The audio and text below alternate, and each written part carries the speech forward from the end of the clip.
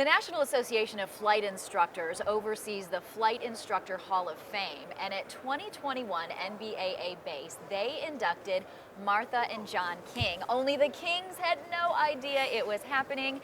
John and Martha, welcome to NBAA TV. Thank you for being here. We're on a high. I bet you are. Thank you for having us, Amy. We appreciate it very much. Yes, I was able to see the induction yesterday. It was very exciting. What did they tell you that you were doing at the event? Because you didn't know you were getting this award. Well, we have ongoing collaboration with the National Association Hall of Fame. They just said they would like to meet with us about several things. I said, okay, we're not going to say, well, we're not going to meet with you. No, but we did ask a couple of our people who had set it up and were in on it, but we didn't know that at the time. What's this meeting about? Do they want to talk about our scholarship for next year? Because we give a flight instructor scholarship through the National Association. They just shrug. They just shrug. Yeah, I don't know. Maybe, first chance to get back together in person and press the flesh kind of thing. I know, kind of vague.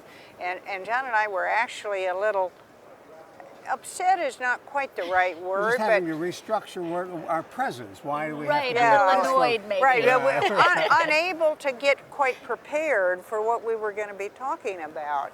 And in retrospect, we appreciate an extraordinary amount of effort in our behalf. Yes. All of this, making it a secret, was to make it fun, and that was all on our behalf. And a lot of people went to a lot of effort to do it. We appreciate it a lot. And so we were sitting out in front in part of the NBAA booth, and our marketing VP, John Dowd, came up and said, well, they're ready to meet, and we're going to be back behind this screen over here. And we went around, and all of a sudden, wow, there it was, and we were just floored. We just had no idea. Honored, delighted, floored. I was born Catholic, so I feel guilty. Right. So I feel like everybody went to a lot of work on our behalf, and I just feel guilty about it. So that's a repetitive emotion for me. I feel guilty. Well, other than the guilt, what was your reaction when you finally realized what was happening? It was a huge delight and honor because the Flight Instructor Hall of Fame honors specifically people who have had a significant impact on the flight training of people going into aviation and progressing in aviation. And it was particularly getting it together, both of us, was a delightful recognition of what we've spent. And we've been in this business for 46 years now, of what we spent 46 years trying to do, which in large part is change how general aviation pilots think about risk and risk management. We think that the people who learn to fly are extraordinary people. It takes a great deal of effort and commitment to learn to fly. There's an emotional component to learning to fly, a mental component, a physical component, and people who learn to fly put these things together and put great effort over a long period of time. For us to have played a role in the lives of enough people to get this award is a great privilege and an honor for us. And so we appreciate just the recognition. It's a privilege to play a role in the lives of people. Well, and you look at the list of people who have received this award previously.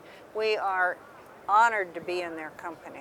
It's fabulous. So not only the Flight Instructor Hall of Fame, but you also are recent inductees into the National Aviation Hall of Fame, right? Yes. And you earned enshrinement in 2019. Yes. So what does that mean to be enshrinees? Well, Martha and I don't like to make a big deal out of things, but that's a big deal. That's a big deal. It is a big deal. And it would be an insult to not consider it a big deal.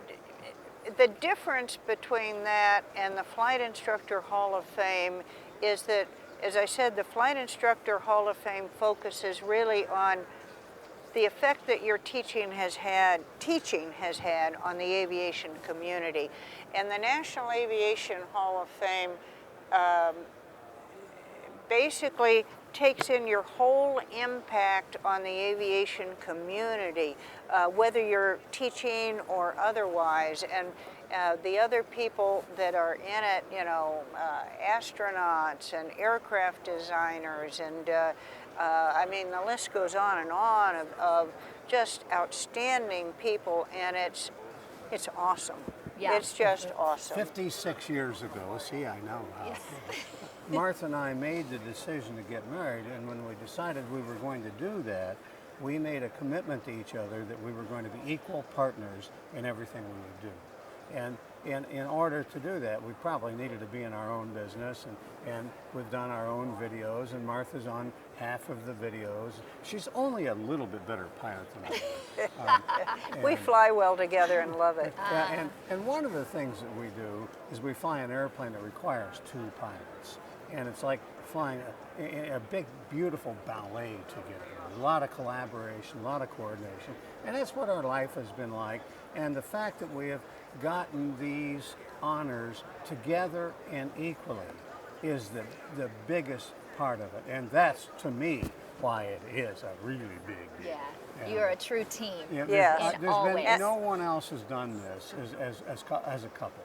And so And the recognition that that's a core part of our life and our work in the aviation community, to do it as a team, as a couple, it has been very important to us and very much we're on a high. appreciated. This is a wonderful period, and we're not going to get out of here alive. None of us are going to get out of here alive, and I'm happy that this happened while we're still alive. Are you so happy to be back in person at Oh, this yes. convention? Oh, Yes. yeah. After Oh, the yeah. pandemic? Absolutely. There's so many, I mean, the ability to be face to face with the people when we were enshrined yesterday into the Flight Instructor Hall of Fame, to meet the people, some of whom had a hand in the selection, and others who were celebrating with us, and to meet many, many friends here at NBAA. It's very meaningful because the personal relationships are what make any community special, and in particular the aviation community as far as we're concerned. And it's just wonderful to be back face to face. All of us have had to learn how to do virtual meetings, and we've Right. learned to do it. And we've done it, and it's a new skill that our whole society has. It's a skill we didn't used to have. And that's a good thing, but it's so much better to be in Yeah. person. So much better to be around people. What kind of takeaways have you gotten this year from this conference? Oh, Any best moments, or other than, of course, the Well, Hall that of Fame is- surprise?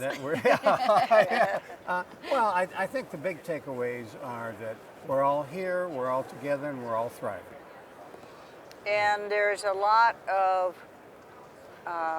renewed focus, particularly from the in-person energy, on achieving sustainability in aviation regarding our carbon footprint, and also how fast the urban mobility is moving along. It's going to be, that's a segment that's going to be very, very interesting to watch.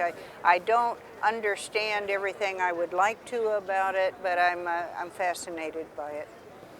Before we go, go ahead. And part of one of my takeaways is, boy, things are changing fast. The world is changing. We're having to learn so fast. Right. And that's good for us. It's good for us. Before we go, can you tell me a little bit about the latest news from King Schools? Well, we started out by teaching live ground school courses. And it used to be people had to go to a 7-week course, and it took about 7 weeks to get through ground school, and they would have to attend a meeting 7 times. And if you lived out in, we'll say you were in Wyoming, and you ran a cattle ranch, the ground school course wasn't going to be in your local community. You'd have to travel to every weekend, Some distance. or every day you attended the ground school class. You had to travel to go to it.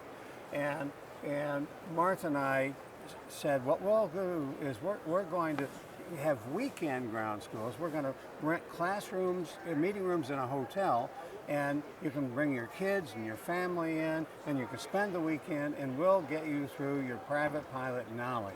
in one weekend. And so we did that, weekend ground schools for 10 years, and we got the knowledge down. It was good. We had to get it done in a weekend. We had to be efficient. We had to be fun. We had to keep the people in the classroom. And then after about 10 years, someone said to us, you should put these courses on video. And I said, well, that just goes to show you don't know one thing about our business. It won't work on video. It requires our personal dynamic presence in order to work. And of course it worked on video. Yeah. And the reason it worked on video is we had it down, it was good, we'd done it 500 times, so we put them on video. And so for a number of years, we were able to put Martha and John in a little box and ship it off to people, and they could take these weekend ground schools in their home. On VHS tapes. On VHS, they take them right in their home. And we did that for a number of years. And then we went to DVD and CD. So people ask me, how is it you're still eating regularly after 46 years in the same business? And my answer is, we really solicit people's feedback, so they tell us what they like and don't like, and we're very responsive to feedback. And the second thing is we've stayed up with technology. Well, technology is marching along, and so what we've done is we've put these courses first on DVD and then on CDs, and now they're on video. They're on internet. Right. So you get them on internet, and then we follow the courses up with study materials, practice exams, and things of that sort. So we're working on the study materials. We're doing flashcard apps. We're doing guidance on how to study and how to use it. So we're tying the video in with the study and the access. So we're improving access, working on guidance for studying.